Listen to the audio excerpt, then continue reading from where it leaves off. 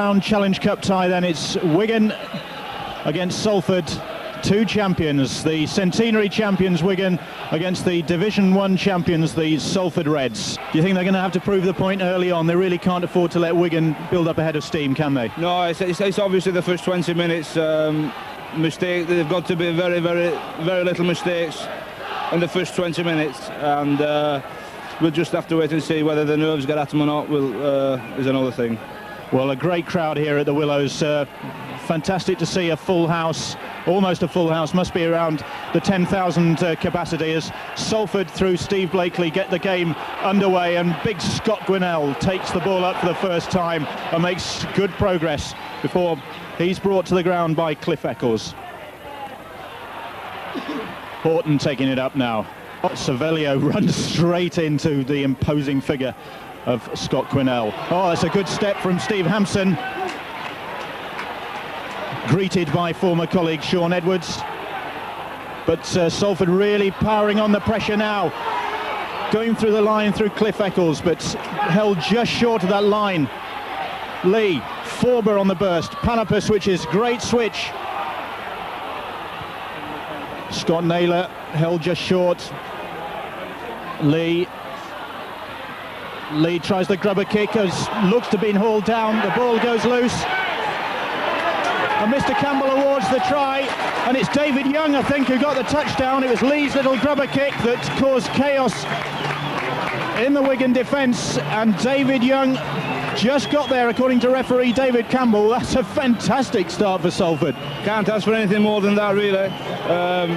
Very good, like, drop-off passes. There was everything in that set of six.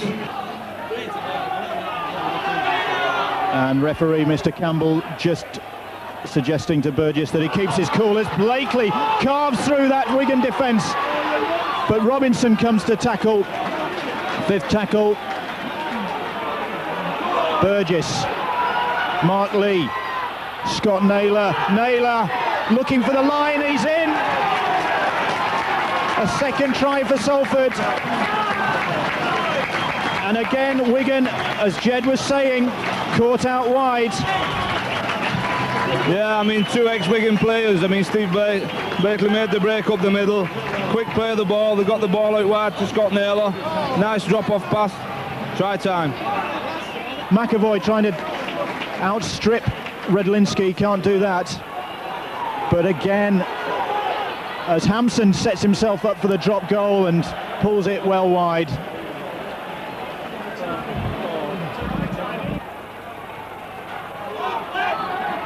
Cliff Eccles running at the heart of the Wigan defence.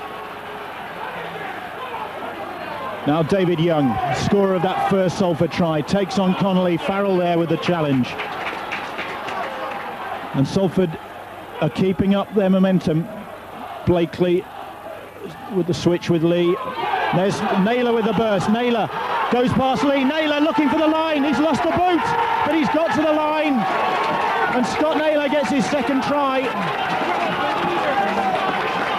He lost a boot. It didn't stop his progress. And again, the Wigan defence was exposed. And far from Wigan getting the early score they wanted, it's Salford Reds who've struck again. They lead by 18 points to 4, and that Wigan defence again, Jed. Yeah, I mean, they've been in the Wigan's half most of this half. It's just simple rugby, really. They get the ball out wide. Scott Naylor straightened up, went through the gap, and went for the line. It's simple stuff, really. I think Wigan should start panicking now. They've begun to look a bit weary. Lee. Ball out wide. Rogers gets the ball out, and the try is not given. It looked like Hampson was in, but he's given a forward pass, and the touch judge on that far side just indicating to referee David Campbell that the ball from Rogers to Steve Hampson was forward, and it did look a shade forward from here, Jed. Salford in possession. Here's McAvoy.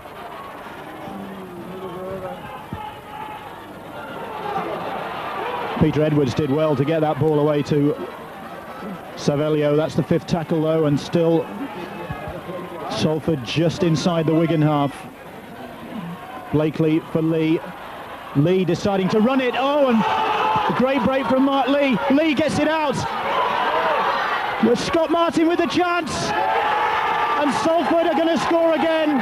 It's Scott Martin with the try. And that has stunned Wigan. An incredible break from Mark Lee. And Scott Martin just managed to get through the challenge and then sensibly went round close to the sticks. And Wigan, hands on hips, trudged back to their own line, and Mark Lee, I think, just caught them cold there. They were expecting the kick. Obviously they was expecting the kick. Only one or two of the Wigan players moved in. The others held off, creating gaps, and there you go. It looks like it's going to be another 6 points.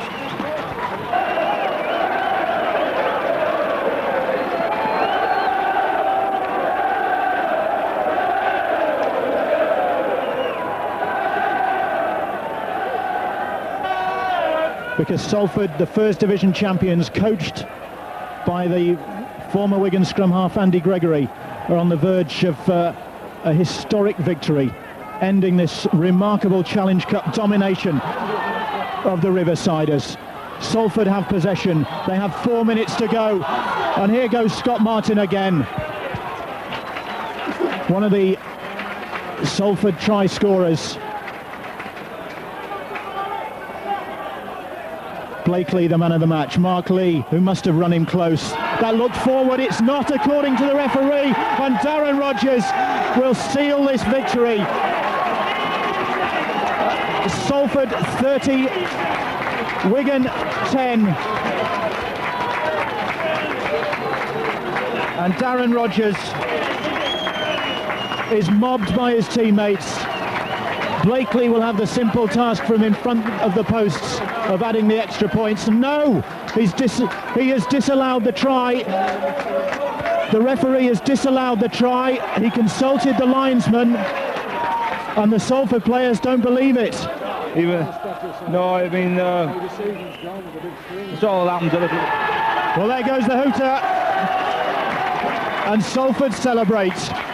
The fans are on the pitch, and great delight here at the Willows, because Salford have ended Wigan's domination of the Challenge Cup. They've beaten the champions, the Challenge Cup holders, for the last 8 years by 26 points to 16. John, this is a tremendous day for Salford Reds, isn't it? Bill, I've been coming down here since 1967, and we've had a bit of success when we won the Second Division Premiership and the Championship. But today, it's not sunk in yet. Wigan, everybody knows, are formidable, and we set our stall today. We have been playing well for a number of matches now. We've got, obviously, confidence and belief in ourselves.